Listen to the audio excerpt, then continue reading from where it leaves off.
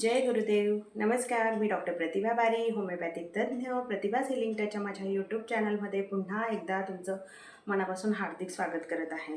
आज आपण डिस्कस करणार आहोत ॲलोपेशिया एरियाटाबद्दल. आता ॲलोपेशिया म्हणजे काय, तर यामध्ये डोक्यावरील, दाढीवरील भुवयांचे किंवा शरीरावर इतर कुठल्याही भागावरील केस जे आहे ते अंडाकृती चकत्यांच्या आकारामध्ये गळायला सुरुवात होते आणि तिथे असे पॅचेस जे आहे ते निर्माण होतात. त्याला ॲलोपेशिया एरियाटा असं म्हटलं जातं. आजच्या या व्हिडिओमध्ये आपण ॲलोपेशियाबद्दल संपूर्ण माहिती घेणार आहोत की कुठल्या कारणांमुळे हा आजार होतो, यामध्ये आपण खाण्यापिण्याचे काय पथ्य पाळले पाहिजे जेणेकरून हेअर ग्रोथसाठी त्याची मदत होईल, त्याच प्रकारे काय उपाययोजना आपण करू शकतो आणि कशा प्रकारे हा आजार मुळापासून संपूर्णपणे बरा केला जाऊ शकतो, अशी संपूर्ण माहिती या व्हिडिओमध्ये आहे. म्हणून व्हिडिओ शेवटपर्यंत नक्की बघा. आणि जर तुम्ही अजून प्रतिभाज हिलिंग टच या माझ्या चॅनलला सबस्क्राईब केलं नसेल तर लवकरात लवकर सबस्क्राईब करा आणि बेल आयकॉन प्रेस करा, जेणेकरून नवीन व्हिडिओच्या अपडेट ह्या तुम्हाला मिळू शकतील. चला तर आता ॲलोपेशिया समजून घेण्यापूर्वी आपण केस म्हणजे काय असतात, ते कसे डेव्हलप होतात हे जरा समजून घेऊया. म्हणजे आपल्या लक्षात येईल की ॲलोपेशिया कसा होतो. म्हणजे काय, तर त्वचेच्या केसांच्या मुळांपासून म्हणजे हेअर फॉलिकल्सपासून निर्माण होणारी किरॅटिन नावाच्या प्रथिनांपासून बनलेली त्वचेच्या बाहेर वाढणारी बारीक तंतूसारखी रचना म्हणजे केस होय. म्हणजे जे केस आपल्याला बाहेर दिसतात एवढीच रचना नाही आहे, तर स्किनच्या आतमध्ये त्याचे हेअर फॉलिकल्स असतात डर्मिसच्या मध्ये, आणि तिथून जी आहे ती केसांची वाढ ही होत असते.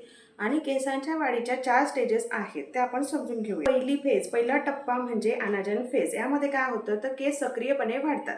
हा टप्पा साधारण 2 ते 7 वर्ष टिकतो. केस दर महिन्याला सुमारे 1 ते 1.5 सेंटीमीटर इतके वाढतात. ह्या फेजला आपण अनाजन फेज असे म्हणतो. सेकंड म्हणजे कॅटाजन फेज. हा लहान कालावधीचा टप्पा असून साधारण 2 ते 3 आठवडे टिकतो. केसांची वाढ ह्या टप्प्यामध्ये थांबते. तिसरी म्हणजे टेलोजन फेज म्हणजे विश्रांतीचा टप्पा. केस विश्रांती घेतात. हा टप्पा साधारण 2 ते 4 महिने टिकतो. लास्ट म्हणजे एक्झोजन फेज, केस गळण्याचा टप्पा. जुने केस जे आहे ते नैसर्गिकरित्या गळतात. त्याच फॉलिकलमधून नवीन ॲनाजन केस वाढण्यास सुरुवात होते. दररोज 50 ते 100 केस गळणे हे सामान्य मानले जाते. म्हणजे ह्या 4 फेजेस आहे ज्यामध्ये केसांची वाढ होते, त्याच्यात ती विश्रांती घेतात, त्यानंतर ते नॅचरली जे आहे ते हेअरफॉल होतो. पण कार्य काय हे आपण समजून घेऊया. तर पहिलं म्हणजे प्रोटेक्शन, संरक्षण करणे. आपले केस हे आपल्याला सूर्यकिरणांपासून, UV रेजपासून जे आहे आपल्या डोक्याचं संरक्षण करत असतात. शरीराचे तापमान नियंत्रित ठेवणे. तिसरं म्हणजे संवेदना, सेन्सेशन. आपल्या केसांच्या मुळाशी मज्जातंतू असतात, ज्यामुळे आपल्याला सेन्सेशन म्हणजे संवेदना होत असतात. की जसं एखादा छोटासा कीटक जरी आपल्या त्वचेवरनं चालत असेल तर त्याची संवेदना जी आहे ती आपल्याला होते. हे जे आहे ते केसांमुळे होत असते. धूळ किंवा कणांपासून संरक्षण म्हणजे बॅरियरचं काम हे कसं करत असतात. जसं भुवया जे आहे ते घाम आणि पावसाचे पाणी डोळ्यात जाण्यापासून अडवतात. पापण्या ज्या आहेत ते धूळ, कचरा, लहान कण डोळ्यात जाण्यापासून संरक्षण करतात. नाकातील केस जे आहे ते धूळ, जंतू किंवा इतर कण अडकून श्वसन मार्गाचे संरक्षण करतात. कानातील केस लहान कण आत जाण्यापासून काही प्रमाणात संरक्षण करतात. म्हणजे संरक्षण करणं हे देखील केसांचं काम आहे. पाचवा म्हणजे सामाजिक आणि सौंदर्यात्मक भूमिका म्हणजे कॉस्मॅटिक अँड सोशल फंक्शन. व्यक्तीचे सौंदर्य, आत्मविश्वास आणि व्यक्तिमत्व वाढवतात. केस जे आहे म्हणजे एका फिमेलसाठी तर तिचे केस म्हणजे तिची सुंदरता असते. आत्मविश्वास आणि व्यक्तिमत्व वाढवणारं एक घटक आहे. महत्त्वाचं म्हणजे लैंगिक परिपक्वतेचे लक्षण म्हणजे सेकंडरी सेक्शुअल कॅरेक्टर. किशोर वयानंतर बगल, जनेंद्रिय आणि दाढी मिशांचे केस हॉर्मोनच्या प्रभावामुळे वाढतात. हे लैंगिक परिपक्वतेचे महत्त्वाचे लक्षण आहे. प्रकारे आपले जे केस आहे ते आपले जेनेटिक बॅरियर आहे. म्हणजे आपले जीन्स जे आहे, जेनेटिक्स जे आहे ते केसांवरनं लक्षात येते. म्हणून आपण बऱ्याच वेळा बघितलं आहे CID सारख्या सिरियल्समध्ये फक्त केसांवरून देखील शोध लावू शकतो की ही व्यक्ती कोण आहे. इतके आपले केस हे महत्त्वाची भूमिका बजावत असतात. आतापर्यंत आपण केस म्हणजे काय, केसांचं कार्य काय आहे, केसांची वाढ कशी होते याबद्दल माहिती घेतली. आता आपण ॲलोपेशिया एरियाटाबद्दल माहिती घेऊया. तर ॲलोपेशिया हा एक ऑटोइम्यून आजार आहे. जसं मी पूर्वी देखील तुम्हाला सांगितलं आहे, ऑटोइम्यून म्हणजे काय, तर आपल्याच शरीराच्या पेशी म्हणजे रोगप्रतिकार यंत्रणा जी आहे ती आपल्याच शरीराच्या विरुद्ध काम करते, त्याला आपण ऑटोइम्युनिटी असे म्हणतो. तर ॲलोपेशिया हा देखील ऑटोइम्यून आजार आहे आणि त्यामध्ये स्पेसिफिक भागातले जे केस आहेत तिथले जे हेअर फॉलिकल आहे त्याच्यावर आपल्या ज्या टी लिम्फोसाइट्स आहेत ते आक्रमण करतात आणि ते नष्ट केले जातात. त्यामुळे तिथली हेअर ग्रोथ जी आहे ती थांबते. त्याचप्रकारे ॲलोपेशिया एरियाटा हा कोणामध्ये दिसून येतो, कुठले घटक आहे तर अनुवंशिकता. जर फॅमिलीमध्ये हिस्ट्री असेल तर पुढच्या पिढीमध्ये ते येण्याची शक्यता असते. त्याचप्रकारे थायरॉईड किंवा इतर ऑटोइम्यून आजार, की जसं मागे घेतलं व्हिटिलिगो असो, थायरॉईड असो किंवा इतर कुठलाही ऑटोइम्यून आजार असेल, आरे असेल, जर शरीरामध्ये ती टेंडन्सी असेल ऑटोइम्युनिटीची तर हा ॲलोपेशिया एरियाटाचा आजार जो आहे तो होऊ शकतो.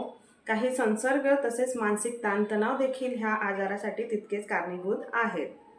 आता कुठल्या टेस्ट आहे ज्या आपण करून घेऊ शकतो तर CBC, नॉर्मल ब्लड काउंट करणं, Serum ferritin, vitamin D3, zinc, vitamin B12, TSH, anti TPO antibodies आणि ANA अशा काही टेस्ट आहे ज्या आपण ॲलोपेशिया एरियाटामध्ये करून घेऊ शकतो, ज्याच्यामुळे आपल्याला ऑटोइम्युनिटी जी आहे ती लक्षात येईल आणि त्या हिशोबाने आपण जे उपाययोजना करू शकतो. आता आपण समजून घेऊया की कुठले हॅमर कॉन्फ्लिक्ट म्हणजे कुठले इमोशनल फॅक्टर्स आहेत ॲलोपेशिया एरियाटाच्या मागे.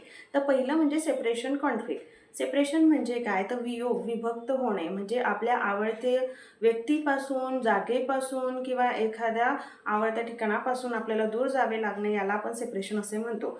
उदाहरणार्थ अचानक झालेलं ब्रेकअप किंवा घटस्फोट, प्रिय व्यक्तीपासून दुरावा सहन करावा लागणे, आईवडिलांपासून दूर राहावे लागणे किंवा आपली मुलं कामानिमित्त, शिक्षणानिमित्त आपल्यापासून दूर जाणे, तसेच पाळीव प्राणी हरवणे किंवा आपल्यापासून दूर जाणे, ज्याच्यावर आपण प्रेम करतो त्याच्याशी आपल्याला दुरावा सहन करावा लागणे, यालाच आपण सेपरेशन कॉन्फ्लिक्ट असे म्हणतो. जर अशा सिच्युएशन लाईफमध्ये घडत असतील तर सेपरेशन कॉन्फ्लिक्ट ॲक्टिवेट होऊन त्याचा परिणाम शरीरावर दिसू शकतो. म्हणजे सेल्फ इव्हॅल्युएशन आयडेंटिटी कॉन्फ्लिक्ट म्हणजे स्वतःची ओळख, स्वतःला कमी लेखणे, असा भावनिक संघर्ष, की जसं एखादी व्यक्ती सतत स्वतःला ब्लेम करत आहे की ह्या सर्व गोष्टी ज्या आहेत त्या माझ्या चुकीमुळे घडल्या आहेत, इथे सर्व ठिकाणी माझाच फॉल्ट आहे, मलाच कुठली गोष्ट व्यवस्थित करता येत नाही, सतत इतरांशी स्वतःची तुलना करणे, सतत स्वतःला कमी लेखणे.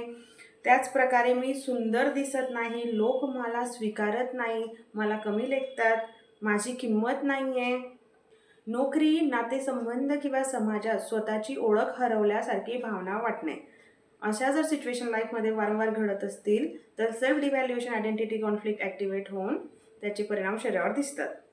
थर्ड म्हणजे प्रोटेक्शन कॉन्फ्लिक्ट, की जसं आपण मगाशी बघितलं की केसांचं काम हे प्रोटेक्शन आहे, तसंच मानसिक लेवलवर देखील प्रोटेक्शन कॉन्फ्लिक्ट म्हणजे आपण जे आहे सुरक्षित नाही आहे अशी भावना जर त्या व्यक्तीला वाटत असेल तर हा कॉन्फ्लिक्ट ॲक्टिवेट होऊन त्याचा परिणाम शरीरावर दिसून येतो. कशा प्रकारे, तर सतत स्वतःला असुरक्षित वाटणे, म्हणजे मी ह्या ठिकाणी ह्या सिच्युएशनमध्ये सुरक्षित नाही आहे, कुणी माझ्यावर हल्ला करेल, मला सतत स्वतःचा बचाव करायला लागतो, माझ्या पाठीशी उभं राहणारं कोणी नाही आहे, सतत अपमान, घरात किंवा कामाच्या ठिकाणी सतत दबाव जो आहे तो असणे, सतत टीका, अपमान किंवा भीतीचं वातावरण असणं, म्हणजे सारखं कोणीतरी जे आहे कामाच्या ठिकाणी किंवा घरात जे आहे घालून पाळून बोलत आहे आणि आपल्या बाजूने उभं राहणारं कोणी नाही आहे, आपलं प्रोटेक्शन करणारं कोणी नाही आहे, अशी सिच्युएशन, अशी भावना जर त्या व्यक्तीच्या आयुष्यात घडत असेल तर प्रोटेक्शन कॉन्फ्लिक्ट जो आहे तो ॲक्टिवेट होतो आणि त्याचा परिणाम शरीरावर अशा वेगवेगळ्या आजारांच्या रूपामध्ये बघण्यात येऊ शकतो. आता आपण समजून घेतलं की कुठला मानसिक ताणतणाव आहे हा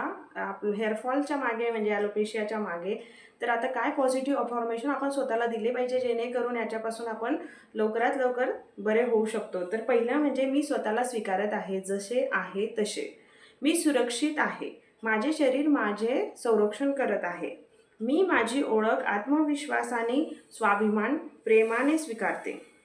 मी स्वतःबद्दलचे सर्व नकारात्मक विचार जे आहे ते सोडून देत आहे.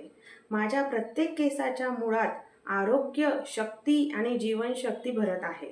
माझे केस निरोगी, दाट आणि मजबूत होत आहे. मी भूतकाळातील वेदना, नकार आणि विभक्त होण्याच्या भावना ज्या आहेत त्या सोडून देत आहे. म्हणजे ज्या गोष्टी स्वतःला त्रास करत आहेत त्या आपण सोडून द्यायच्या आहेत आणि पॉझिटिव्ह गोष्टी ज्या आहेत त्या रोज स्वतःला सांगायच्या आहेत. मी स्वतःवर प्रेम करते. माझे शरीर स्वतःला नैसर्गिकरित्या संतुलित आणि पुनर्रचित करत आहे. प्रत्येक दिवसांगत माझे केस हे सुंदर आणि दाट होत आहेत. मी आरोग्य, आनंद आणि समृद्धीने भरलेले आहे. असे काही पॉझिटिव्ह अफॉर्मेशन जर तुम्ही स्वतःला दिले तर हिलिंग प्रोसेसमध्ये नक्की त्याची मदत ही होऊ शकते. त्याच प्रकारे जर तुम्ही खाण्यापिण्यामध्ये काही बदल केले तर नक्कीच तुमच्या हेअर ग्रोथमध्ये याचा फायदा होऊ शकतो. तर कुठले डाएट जे आहे ते आपण घेतलं पाहिजे. तर पहिलं म्हणजे केस जे आहे ते प्रोटीनपासून बनलेले आहे, म्हणजे प्रोटीनयुक्त आहार हा आपल्या जीवनात अवश्य असावा. त्यातल्या त्यात म्हणजे मूग डाळ. मूग डाळ हे खूप इझिली डायजेस्ट होऊ शकणारं असं प्रोटीन आहे, म्हणून रोजच्या आहारात कुठली तरी एक डाळ किंवा मूग डाळ याचा समावेश हा जरूर असावा. त्याचप्रकारे सोयाबीन, पनीर, दूध, दुधाचे पदार्थ हे देखील प्रोटीन रिच आहे, म्हणून यांचं सेवन दररोज केलं पाहिजे. दुसरा म्हणजे आवळा. आवळा जो आहे तो व्हिटॅमिन सी युक्त आयर्न रिच आहे, ज्यामुळे हेअर ग्रोथ म्हणजे केसांची वाढ जी आहे ती खूप चांगल्या प्रकारे होते. म्हणून आवळ्याचं सेवन दररोज करा. आयदर तुम्ही आवळ्याचा ज्यूस घेऊ शकता किंवा आवळ्याची पावडर आहे, कुठल्याही प्रकारे कशाही प्रकारे तुम्ही आवळ्याचं सेवन हे करू शकता. काकडीमध्ये काय असतं तर हायड्रेशन मेंटेन करणं, म्हणजे पाण्याचा खूप चांगला स्रोत आहे, त्यामुळे हायड्रेशन आणि त्याचप्रकारे अँटी इन्फ्लेमेटरी प्रॉपर्टी असतात. म्हणून रोजच्या आहारामध्ये सॅलड, काकडी याचं सेवन हे अवश्य असावं. बदाम, अक्रोड असे जे काही ड्रायफ्रूट्स आहे ते देखील केसांच्या वाढीसाठी अत्यंत उपयुक्त आहेत. शेवग्याच्या ज्या शेंगा आहेत किंवा त्याचा पाला जो आहे तो हेअर ग्रोथसाठी अत्यंत उपयुक्त असतो. तो व्हिटॅमिन्स आणि मिनरलने भरलेला असा स्रोत आहे जो हेअर ग्रोथसाठी मदत करू शकतो.